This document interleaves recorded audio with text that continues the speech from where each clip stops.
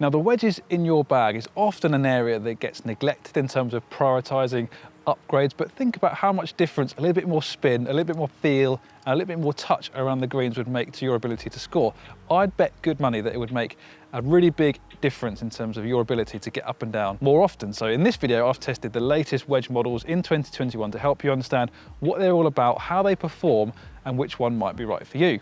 So I've tested 7 of the latest releases. We're really looking at wedges that were launched in 2021. There are some carryover models from 2020 that we're not really going to feature in this video, but we are going to feature the Vokey SM8 from Titleist. That is a market-leading wedge, so we're going to see how these wedges compare to that one. But mostly we're looking at new releases in 2021, and we've tested them indoors on the GC2 launch monitor to get some dry ball data with Titleist Pro 1X golf balls. We then took them out to the golf course here at West Hill, did some chip shots, bunker shots, pitch shots, shots from the rough as well. And then we took them to the range here at West Hill, hit off grass with the GC2 launch monitor, looking at the flight, also thinking about the feel as well, but also how consistent those carry distances were. So hopefully you'll agree this is a really thorough test, and it's going to give you a really clear picture as to what each wedge is all about. But let's dive into the various different categories we're going to break this video down into, starting with the looks. So in terms of how wedges are looking in 2021, there's a couple of trends that we're seeing. The first being the introduction of more full face options, so full face grooves across the face. And these are often in addition to standard, more traditional models. So in the case of the Cleveland RTX Zip Core, you now have the option of the RTX full face. You can see here the grooves extend all the way up to the toe, and this is designed to give you a little bit more spin if you tend to open the face a lot. So as the ball slides up towards the toe, you're still going to get maximum amount of spin. If you play a lot of flop shots with those high lofted wedges, that's going to give you a bit more control, and this is also the case on the Callaway Jaws full toe wedge. And the other trend that we're seeing with wedges is raw faces. So the Callaway Jaws full toe embodies both of these, so full face grooves and a raw face. So it's got both of those, you can see there, and the TaylorMade milled grind 3. That also has a raw face, and there are often wedges that have raw finish options. The Mizuno T22 is a classic example of this, although it does come in a chrome version as well. One thing I would say about the raw face and the raw finishes is that you might think it feels a little bit softer. I personally, I've tested the raw version of this T22 wedge and I've tested the chrome version. Found it quite hard to tell the difference between the two. They both felt pretty soft. And you can see here, I've only used this wedge for a couple of testing sessions, and it's already got quite a lot of rust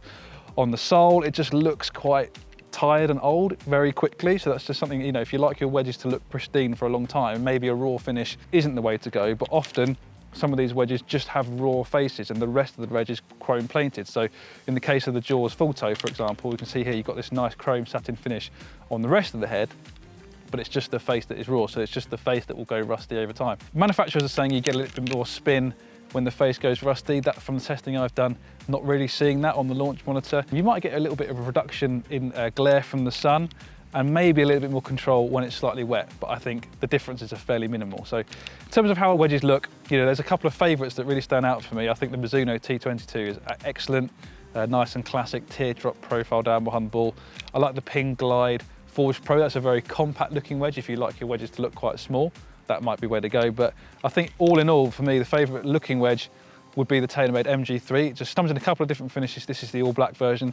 It's got kind of a perfect shape for me, minimal offset, nice and square leading edge, really nice shape to it, and just like the way it sets behind the ball. So if I had to pick one, that would be my favourite for looks. But yeah, just go through, hit a few different ones, because there are some different shapes out there depending on what you like to look down on. If you like something a bit more bigger behind the ball, there's a few options there, and there's some more compact ones as well. So try a few, see which one suits your eye the best. Right, so now we're moving on to the all-important performance of these wedges. There's a couple of things before we get onto the data we got from the GC2 launch monitor that I want to point out. The first being, most of these are muscle-backed style wedges, so they all feel really soft. There wasn't much difference in terms of how these wedges feel. They all have a nice, soft thud at impact, so not much difference there. And also, they're not overly forgiving. If you are looking for a forgiving wedge, there are more cavity back options like this Cleveland CBX. You can see it's got a much wider sole, it's a much larger design, it's going to give you more forgiveness. Callaway Mac Daddy CB is another more cavity back style design. So if you're looking for forgiveness over versatility and feel, those are the options to really consider. But let's flash up the launch monitor data now. So we tested these clubs indoors on the Foresight GC2 launch monitor with Titleist Pro 1X golf balls, and we hit a 50-yard shot with each. And you can see that from the launch monitor data that actually the performance was quite similar. They're all spinning between 7,000 and 7,500 RPM. You'll also notice that we weren't testing in like-for-like loft based on sample availability, so some were 54 degrees, some were 56 degrees. Didn't get any data for the Honma T-World wedge because that came in a 52 and a 58, so that was a bit stretched too far.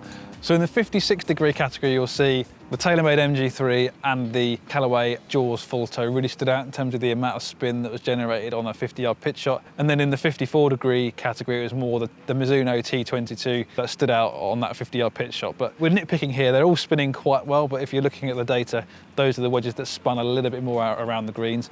And then testing out on the golf course, that was kind of replicated in the different shots we hit. Definitely noticed with the Mizuno T22 and the TaylorMade MG3 in particular, saw a slightly lower flight and a little bit more spin on that second bounce. So generally a lower flight is an indicator of a little bit more friction between the club and ball, and definitely noticed on a pitch shot they were producing a slightly lower flight, a little bit more spin. It meant you could be a bit more committed on your pitch shots, gives you a bit more confidence that you know the ball will spin if you strike it cleanly. So those are the ones that really stood out for me. TaylorMade MG3, Mizuno T22, Callaway Jaws Full Toe, kind of leading the way in terms of spin control around the greens. All of them spun pretty well, but those were the leading models.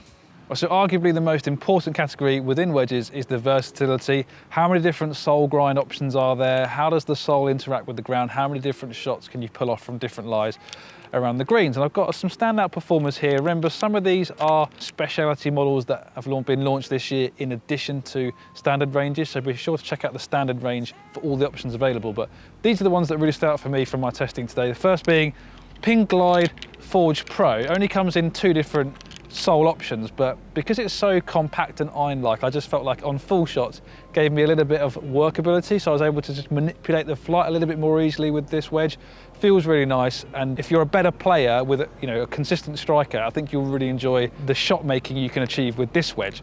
Then we move on to the Honma, the T-World wedge. It's got three different soles, and I've got this lob wedge here with the reverse taper sole. I felt like it gave me a nice, gentle amount of heel and toe relief. I felt like I could hit flop shots pretty easily with this, and it gave me good spin control as well around the green. So there's a few good options there from Honma in that T-World range. And T22 from Mizuno has three different finishes. I love the denim bronze finish. This is the raw finish I've got here. But it also has four different sole grinds. I've got the D grind here, which I thought was excellent, gave me a nice balance of forgiveness through the turf, but also keeping the leading edge down relatively tight to the turf on those slightly tight lies. So it's a nice balance. Obviously there's more aggressive grinds and bounce options depending on what you want from your wedges. But the Mizuno T22 arguably has the most options compared to the Vokey SM8, which we know has 6 different grinds. Always going to be one of the most versatile offerings, but the T22 pushes it very close. And the last one I mentioned, this is a bit of a left field offering for Golf Monthly. It's the Edel SMS wedge. So this is quite a unique design in that it's got this swing match weighting system here. So you actually have 3 different weight ports, 2 2 grams and an 8 gram, and you can move that 8 gram to the heel or toe position depending on what you want to experience. And Edel will say it's going to improve your accuracy and your spin control, etc. I was a bit skeptical, hit some shots to a pin about 95 yards away with the heavier weight in the middle. Performance was very good. Just felt like it was turning over a little bit more, so I thought I'd put that heavier weight in the toe. You can see here I've got it in the toe now. Myself and the videographer hitting shots both noticed the flight was actually a little bit straighter. If anything, it was drifting a little bit more towards the fade shot. So moving that weight around did have a big difference on the flight I was able to achieve. So if you do struggle with a certain miss, the swing match weighting system seemed to give me a little bit more control of direction. So that's an impressive system. Adjustability, don't see it often in wedges, and it seemed to work for me. Also worth pointing out, there are 4 different sole grinds with these Edel wedges. I've got the T grind here on this 54 degrees. It's quite aggressive. There's not much kind of softening of the way that the grind has been achieved, but testing on tight lies, I felt like I got through it really well. We see this with irons, with Strixon irons, how that V shape just gives you a little bit more forgiveness, and I definitely felt like that achieved that. So it's a premium product, possibly has a slightly unusual, unorthodox shape to it, but if you're looking for maximum versatility and a bit of forgiveness, this Edel SMS is certainly one to try. Right, so on to the overall verdict. These are my top 3 wedges of 2021. Obviously, from my personal point of view, Vokey SM8 wedges will always be up there as some of the best, most versatile wedges you can buy, but that's a 2020 product that has carried over into this year, but we're really talking about new models for 2021 in this video, and these are my top 3, and in reverse order, starting in 3rd place with the Callaway Jaws Full Toe. I just love the spin control this offers me around the greens, and I love the offset milling on the face of this wedge. Just means gives me a bit more confidence that I'll get spin and I can be a bit more aggressive on those shorter shots when I'm opening the face. Runner up would be the Mizuno T22. I love the finish options on this. This is the denim bronze option. It looks absolutely stunning. Does scratch up quite easily, but in terms of spin controller versatility, this was one of the very best. It gives you a lot of options around the green, gives you really good spin, and especially when it's slightly wet. I felt like I wasn't seeing as big a reduction in spin control when it was slightly damp. But my favourite wedge in terms of an all-round offering would be the TaylorMade Mill Grind 3. I love the way it feels mostly. It's got a really soft thud to it impact on different lengths of shot. I love this milled sole, how the ridges just seem to give you a little bit more skid when you're testing from tight lies, especially when it's slightly damp. I have a tendency to dig my wedges into the ground, whereas this gave me a lot more forgiveness. Spin control, again, it was excellent. It felt like it gave me a really nice low flight and then checked up really quickly on the second bounce. And that was also the case from the rough.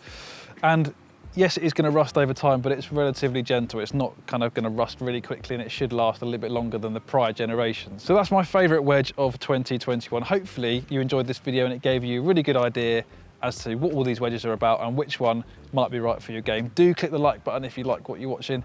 Comment down below, tell us what's your favourite wedge of 2021, and make sure you subscribe to the Golf Monthly YouTube channel so you don't miss any of our equipment review videos. But that's all from me, from West Hill Golf Club. I'll see you next time.